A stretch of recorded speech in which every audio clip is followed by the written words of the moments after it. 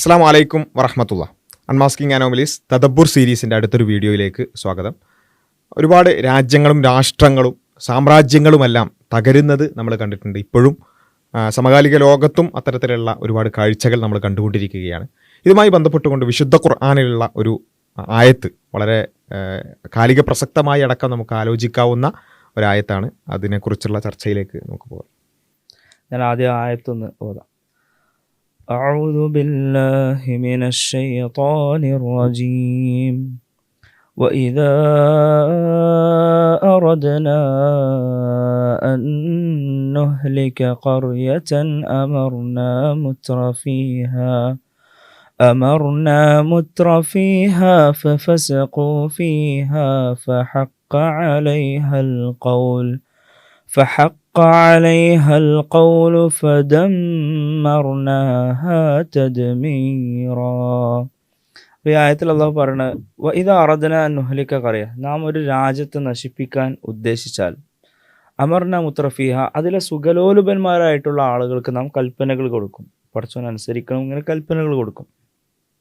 ഫഫസഖൂ ഫീഹ, പക്ഷെ അവർ ആ കൽപ്പനകൾ കൊടുക്കുമ്പോൾ അവരതിൽ തോന്നിവാസങ്ങൾ കാണിക്കും. ഫഹക്ക അലൈഹൽ ഖൗൽ, അപ്പോൾ അവരുടെ മേൽ അള്ളാഹുവിൻ്റെ ശിക്ഷയുടെ ആ കൽപ്പന സ്ഥിരപ്പെടും. ഫദമ്മർനാഹ തദ്മീറ, അങ്ങനെ അള്ളാഹു അതിനെ ഒരു തകർക്കുന്നതാണ്. അപ്പോൾ ഈ ആയത്തിൽ പറയുന്നത് അള്ളാഹു രാജ്യത്തെ നശിപ്പിക്കാനത്, അതായത് ആ രാജ്യത്തെ ആളുകൾ നാശം അർഹിക്കുന്നുണ്ട്, ശിക്ഷ അർഹിക്കുന്നുണ്ട് എന്നത് അള്ളാഹുവിന് അറിയാലോ. അപ്പോൾ അള്ളാഹു അവരോട് കൽപ്പനകൾ കൊടുക്കും, ഇങ്ങനെ ചെയ്യരുത്, നിങ്ങളിപ്പോൾ ചെയ്തുകൊണ്ടിരിക്കുന്ന ഈ തോന്നിവാസങ്ങളുടെ ജീവിതം നിങ്ങൾ ഒഴിവാക്കണം എന്ന രൂപത്തിൽ അവർക്ക് കൽപ്പനകൾ കൊടുക്കുമ്പോൾ ഫഫസഖൂ ഫീഹ, അപ്പോൾ അവരതിൻ്റെ നേരെ വിപരീതം ചെയ്യും. അവർ ധിക്കരിക്കും, അവർ അഹങ്കാരത്തോടു കൂടി പ്രവർത്തിക്കും, തോന്നിയവാസങ്ങളിൽ ഏർപ്പെടും. അപ്പോൾ അള്ളാഹുവിൻ്റെ ശിക്ഷയുടെ കൽപ്പന സ്ഥിരപ്പെടുകയും അവരെ വല്ലാത്തൊരു അള്ളാഹു തകർക്കുകയും ചെയ്യും എന്നുള്ളതാണ് ഈ ആയത്തിൻ്റെ ഉള്ളടക്കം. ശരിക്ക് നമ്മൾ സാധാരണ വലിയ വലിയ സാമ്രാജ്യങ്ങളെക്കുറിച്ച് പറയുന്നുണ്ട്. പല സാമ്രാജ്യങ്ങളും ചരിത്രത്തിൽ തകർന്നു വീണതും അങ്ങനെയൊക്കെ തന്നെയാണ്. അള്ളാഹുവിൻ്റെ കൽപ്പനകളെ ലംഘിച്ച്, അത് പല കാരണങ്ങൾ കൊണ്ടാകാം. ചിലപ്പോൾ അവരുടെ നീതിയുമായി ബന്ധപ്പെട്ട് അവർ അശ്രദ്ധ കാണിച്ചതായിരിക്കാം, നീതി അർഹിക്കുന്നവർക്ക് കൊടുക്കാതെ. അപ്പോൾ സ്വാഭാവികമായിട്ടും അതിനു വേണ്ടിയുള്ള കലാപങ്ങൾ ഉണ്ടാകുന്നു, അട്ടിമറിക്ക് വേണ്ടിയുള്ള ശ്രമങ്ങൾ ഉണ്ടാകുന്നു. മറ്റുള്ള രാജവംശങ്ങൾ അവരെ കീഴടക്കാം, മറ്റുള്ള സാമ്രാജ്യങ്ങൾ കീഴടക്കം വരുന്നു. ഇങ്ങനെ പല രൂപത്തിൽ എന്തെങ്കിലും ഒരു തോന്നിവാസത്തിൻ്റെ ഫലമായിരിക്കാം ആ സാമ്രാജ്യം. ഇപ്പോൾ നമ്മൾ ഇസ്ലാമിക ചരിത്രം തന്നെ എടുത്തു നോക്കിയാൽ വലിയ വലിയ മുസ്ലിം രാജവംശങ്ങൾ കടന്നു പോയിട്ടുണ്ട്. ആ മുസ്ലിം രാജവംശങ്ങൾക്ക് പലപ്പോഴും പതനങ്ങൾ നേരിടേണ്ടി വന്ന്, ശരിക്കും പറഞ്ഞാൽ അള്ളാഹു നിരോധിച്ച പല കാര്യങ്ങളും സംഭവിച്ചപ്പോഴാണ്. പ്രത്യേകിച്ചും സഹോദരങ്ങൾക്കിടയിലെ അഭിപ്രായ വ്യത്യാസങ്ങൾ, തർക്കങ്ങൾ, യുദ്ധങ്ങൾ, കൊലപാതകങ്ങൾ, ഇതൊക്കെ യഥാർത്ഥത്തിൽ അതിന് കാരണങ്ങളായിരുന്നതായി നമുക്ക് കാണാം. യഥാർത്ഥത്തിൽ ഈ ഒരു സന്ദേശം എല്ലാ കാലഘട്ടത്തിലേക്കും ആപ്ലിക്കബിളാണ്. ഇന്നത്തെ കാലഘട്ടത്തിലും പ്രത്യേകിച്ചും നമുക്ക് കാണാൻ കഴിയുന്ന കുറേ സംഭവങ്ങൾ ഇതിൽ പ്രത്യേകിച്ചും ഇപ്പോൾ ചരിത്രത്തിൽ പറയുമ്പോൾ, പ്രത്യേകിച്ചും നമ്മൾ ഇസ്ലാമിക് ഹിസ്റ്ററി ഒക്കെ പഠിക്കുമ്പോൾ ഏറ്റവും പ്രധാനമായിട്ടും നമുക്കിങ്ങനെ വായിച്ചു വരുമ്പോൾ കാണാൻ പറ്റും, ഭയങ്കര സ്ട്രോങ് ലീഡേഴ്സ് ഉണ്ടാവും, വളരെ സ്ട്രോങ് സൊസൈറ്റി ഉണ്ടാവും. അത് നമ്മൾ സ്ഥിരമായി പറയുന്നൊരു കാര്യം കൂടിയാണ്. സ്ട്രോങ് സൊസൈറ്റിയിൽ നിന്ന് പിന്നെ കുറച്ചൊരു ഈസിനെസ് ഉള്ള സൊസൈറ്റി ഉണ്ടാവും. ആ ഈസിനെസ് ഉള്ള സൊസൈറ്റി ഉണ്ടാകുമ്പോൾ അവിടെ എന്തുണ്ടാവും, കുറച്ചും കൂടി വീക്ക് ആയിട്ടുള്ള ആളുകൾ ഉണ്ടാവും. ആ വീക്ക് ആയിട്ടുള്ള നേതാക്കന്മാരുണ്ടാകുമ്പോൾ വീക്ക് ആയിട്ടുള്ള സൊസൈറ്റി ഉണ്ടാകും. അങ്ങനെയാണ് തകരുക എന്നുള്ളത്. അപ്പോൾ ഇത് ശരിക്കും ഈ വിശുദ്ധ ഖുർആനിൽ പറഞ്ഞ ഈ സുഖലോലുപർ എന്ന് പറയുന്ന ആ ഒരു ടേം ഉണ്ടല്ലോ, അത് ശരിക്കും വളരെ ആപ്റ്റാണ്. കാരണം എന്താ വെച്ചാൽ ഒരു സ്ട്രോങ് സൊസൈറ്റിയിൽ അവിടെ എല്ലാ സൗകര്യങ്ങളും ഉണ്ടാകുമ്പോൾ അതിൻ്റെ അടുത്ത തലമുറ എന്ത് ചെയ്യുന്നു, അത് ആസ്വദിച്ചു മാത്രം വളരുന്നൊരു സാഹചര്യം ഉണ്ടാകുന്നു.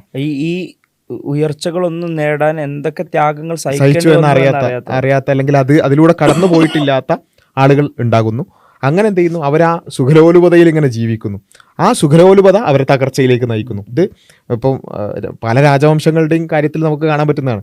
ഈവൻ ഇന്ത്യയിലുള്ള രാജവംശങ്ങളുടെ ചരിത്രം പഠിക്കുമ്പോഴൊക്കെ നമ്മൾ കാണുന്നതാണ്. നമുക്ക് ഏകദേശം മനസ്സിലാവും, ചരിത്രം വായിച്ചിട്ട് ഇങ്ങനെ എത്തുമ്പോൾ കണ്ടോ ഇപ്പം തകരാൻ പോവുകയാണെന്ന് നമുക്ക് മനസ്സിലാവും. കാരണം എന്താ, അവിടെ ആ രാജാക്കന്മാരോ അല്ലെങ്കിൽ അങ്ങനെയുള്ള അധികാരം കൈയാളുന്ന ആളുകൾ അവർ സുഖലോലുപരായി സ്വന്തം കാര്യം ഇങ്ങനെ നോക്കി തോന്നിയാസികളായിട്ട് ജീവിക്കാൻ തുടങ്ങിയെന്ന് അറിഞ്ഞാൽ തന്നെ നമുക്ക് മനസ്സിലാവും ഇതിൻ്റെ എൻ്റെ ഏകദേശം അവസാനം എത്തിയിട്ടുണ്ട് എന്നുള്ളത് മനസ്സിലാവും. അത് നമുക്ക് ചരിത്രത്തിലുടനീളം കാണാൻ പറ്റും. ഇപ്പോഴും നമുക്ക് ഇന്നത്തെ ലോകക്രമം തകർച്ചയുടെ വക്കിലാണ്, അല്ലെങ്കിൽ തകർച്ചയുമായി ബന്ധപ്പെട്ടുള്ള ചർച്ചകൾ നമ്മൾ കാണുമ്പോൾ അവിടെ നമുക്ക് ഇതേ കാര്യമാണ് കാണാൻ സാധിക്കുന്നത്.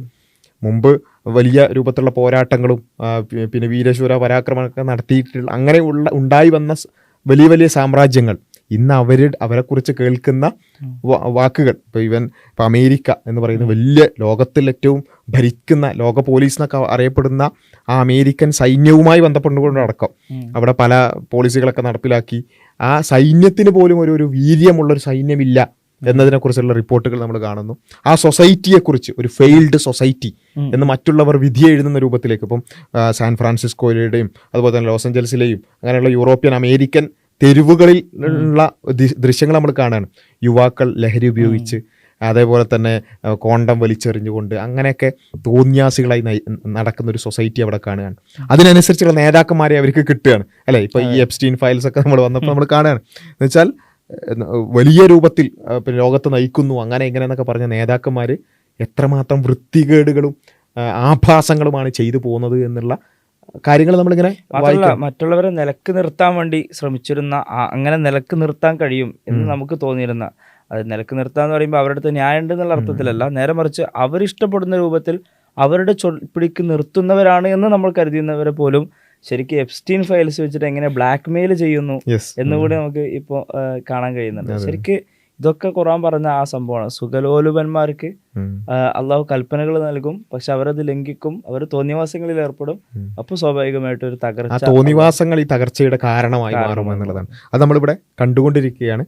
അപ്പം ഇനി പല ഭരണാധികാരികളുടെ ക്രെഡിബിലിറ്റി നഷ്ടപ്പെട്ടു, അവരുടെ അധികാരം തന്നെ നഷ്ടപ്പെടുന്ന അവസ്ഥയിലാണ്. അവരുടെ രാജ്യത്തെ രാഷ്ട്രീയ സാഹചര്യങ്ങളൊക്കെ വളരെ കലുഷിതമായിരിക്കുകയാണ്. അപ്പോൾ ഇത് മിക്കവാറും ഒരു തകർച്ചയുടെ ഒരു ലോകക്രമത്തിന്റെ തകർച്ചയെക്കുറിച്ച് നമ്മൾ വളരെ ഗൗരവത്തോടു കൂടി ചർച്ച ചെയ്യുന്ന ഒരു അവസ്ഥയിലേക്ക് എത്താം. അപ്പോൾ ഞാൻ പറഞ്ഞു വന്നത് അതിൻ്റെ ഫ്യൂച്ചർ എന്താവും ആ കാര്യങ്ങളൊക്കെ നമുക്ക് വഴിയെ കണ്ടറിയാം. പക്ഷേ ഈ ഒരു പാറ്റേൺ, യഥാർത്ഥത്തിൽ വിശുദ്ധ ഖുർആൻ പറഞ്ഞ പാറ്റേൺ ചരിത്രം പഠിക്കുന്ന ചരിത്ര വിദ്യാർത്ഥികളെ സംബന്ധിച്ചിടത്തോളം വളരെ സിമ്പിളായി മനസ്സിലാകുന്ന ഒരു കാര്യമാണ്. എങ്ങനെയാണ് സാമ്രാജ്യങ്ങൾ തകരുന്നത്, രാജ്യങ്ങൾ തകർച്ചയുടെ വക്കിലേക്ക് പോകുന്നത് എന്നുള്ളത് ഈ ഒരു പാറ്റേൺ നമുക്ക് കാണാൻ സാധിക്കും. അതിൽ ഒരുപാട് പാഠങ്ങൾ നമുക്കുണ്ട്. ഇത് ഒന്ന് എല്ലാ സമൂഹങ്ങളെയും സൃഷ്ടിച്ച ഭാവിയും ഭൂതവും വർത്തമാനവും എല്ലാം അറിയുന്ന പടച്ചോനെ പറഞ്ഞതാണ് ഇത് എന്നുള്ള ഒന്നാമത്തെ ഒരു കാര്യം. രണ്ടാമത്തെ ഒരു കാര്യം, നമ്മൾ പിന്നെ ഈ പറഞ്ഞ രൂപത്തിൽ തോന്നിയാസം എന്ന് പറയുമ്പോൾ നമ്മൾ വിചാരിക്കുക നമ്മളെന്തൊരു ഫ്രീഡവും നമ്മളെന്തൊക്കെ ആസ്വദിക്കുകയാണെന്നാണ്. യഥാർത്ഥത്തിൽ നമ്മളെ തന്നെ, അത് വ്യക്തിപരമായിട്ടാകട്ടെ സാമൂഹികമായിട്ടാകട്ടെ നമ്മുടെ രാജ്യത്തെ തന്നെ ആകട്ടെ, തകർക്കുകയാണ് യഥാർത്ഥത്തിൽ നമ്മളിങ്ങനെ ഈ പ്രൊഡക്റ്റീവ് അല്ലാതെ പോകുമ്പോൾ സംഭവിക്കുന്നത്. അതായത് നമ്മൾ വിചാരിക്കുക നമുക്ക് എന്തോ അച്ചീവ് ചെയ്തു എന്നാണ്. അല്ല, നമ്മളെ തകർച്ചയ്ക്ക് ഉള്ള ഒരു ഇൻവെസ്റ്റ്മെൻ്റാണ് യഥാർത്ഥത്തിൽ ഈ തോന്നിയാസങ്ങൾ ചെയ്യുന്നതിലൂടെയും തോന്നിയതുപോലെ ജീവിക്കുന്നതിലൂടെയൊക്കെ ചെയ്യുന്നത് എന്നുള്ളതിൻ്റെ ഒരു ഉദാഹരണം കൂടിയാണ് നമ്മളിപ്പോൾ കണ്ടുകൊണ്ടിരിക്കുന്നത്. ഏതൊരു സൊസൈറ്റിയെ സംബന്ധിച്ചിടത്തോളം അച്ചടക്കമുള്ള സൊസൈറ്റി ആണെന്നുണ്ടെങ്കിൽ, ഇപ്പോൾ ലോകത്ത് ഇന്ന് വലിയ ഗ്രോയിങ് എക്കോണമി അല്ലെങ്കിൽ വളരെ പിന്നെ ഇനി വരാനിരിക്കുന്ന 1-ാം നമ്പർ ആവും എന്നൊക്കെ പറയുന്ന സൊസൈറ്റികൾ എടുത്തു നോക്കിയാൽ നമുക്ക് അവിടെ കാണാൻ സാധിക്കും അച്ചടക്കവും അതേപോലെ തന്നെ കൃത്യമായ ചില നിയമങ്ങളും അതുപോലെ തന്നെ അതിർവരമ്പുകളൊക്കെ ആയിരിക്കും നമുക്ക് അവിടെ കാണാൻ സാധിക്കുക.